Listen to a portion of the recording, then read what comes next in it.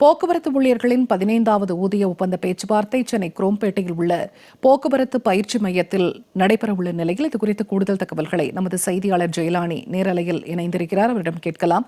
ஜெயலானி, இந்த பேச்சுவார்த்தை எப்போது நடைபெற இருக்கிறது? யாரெல்லாம் பங்கேற்க இருக்கிறார்கள்? என்ன கோரிக்கைகள் முக்கியமாக வைக்கப்பட்டிருக்கிறது?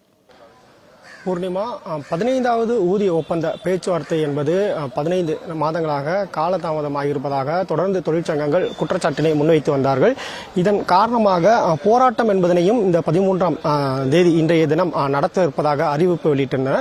இந்த நிலையில் தற்போது போக்குவரத்து கழகம் சார்பில் அனைத்து தொழிற்சங்கங்களுக்கும் இந்த 15வது ஊதிய ஒப்பந்த பேச்சுவார்த்தைக்கான அழைப்பு என்பது விடுக்கப்பட்டிருக்கிறது. இந்த ஊதிய ஒப்பந்த பேச்சுவார்த்தை என்பது இன்று காலை 11 மணி அளவில் குரோம்பேட்டையில் இருக்கக்கூடிய போக்குவரத்து பயிற்சி மையத்தில் நடைபெற இருக்கிறது.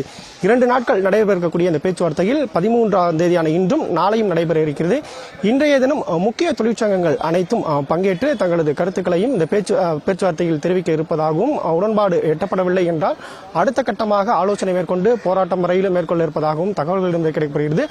குறிப்பாக இந்த ஊதிய ஒப்பந்த பேச்சுவார்த்தை என்பது கடந்த 14வது ஊதிய ஒப்பந்த பேச்சுவார்த்தை நிறைவு பெற்று 15 மாதங்கள் ஆகிறது. இதுவரையிலும் இது தொடர்பாக முதற்கட்ட பேச்சுவார்த்தை என்பது கடந்த ஆண்டு ஆகஸ்ட் மாதம் நடைபெற்ற போது அந்த பேச்சுவார்த்தையில் 80க்கும் மேற்பட்ட சங்கங்கள் பங்கேற்றது. இதனால் முக்கிய சங்கங்களுக்கு அதிகப்படியாக பேசுவதற்கான கால அவகாசம் என்பது வழங்கப்பட வேண்டும் என்பதாக கோரிக்கை என்பது வைக்கப்பட்டது. இதன் அடிப்படையில் டிசம்பர் மாதம் இந்த ஊதிய ஒப்பந்த பேச்சுவார்த்தை என்பது நடத்துவதாக திட்டமிட்டப்பட்டிருந்தார்கள். ஆனால் முன்னாள் பிரதமர் மன்மோகன் சிங் மறைவை ஒட்டி அந்த பேச்சுவார்த்தை என்பது தள்ளி வைக்கப்பட்டது. அதற்கு பிறகாக இந்த பேச்சுவார்த்தை தொடர்பான எந்த ஒரு அறிவிப்பும் இல்லாத நிலையில் போக்குவரத்து ஊழியர்கள் இது தொடர்பாக பேச்சுவார்த்தை முன்னெடுக்க வேண்டும் என்பதாக தொடர்ந்து கோரிக்கையை முன்னெடுத்து வந்தார்கள்.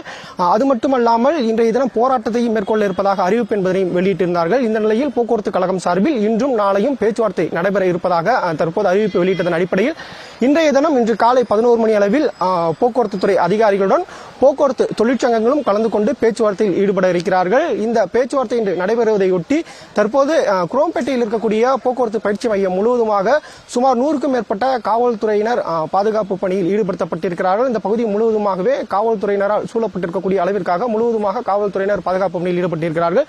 இந்த பேச்சுவார்த்தைக்கு ஒரு தொழிற்சங்கம் சார்பில் ஒரு பிரதிநிதி மட்டுமே அனுமதிக்கப்படுவதாக அவர்கள் விடுத்த அழைப்பில் குறிப்பிடப்பட்டிருக்கிறது.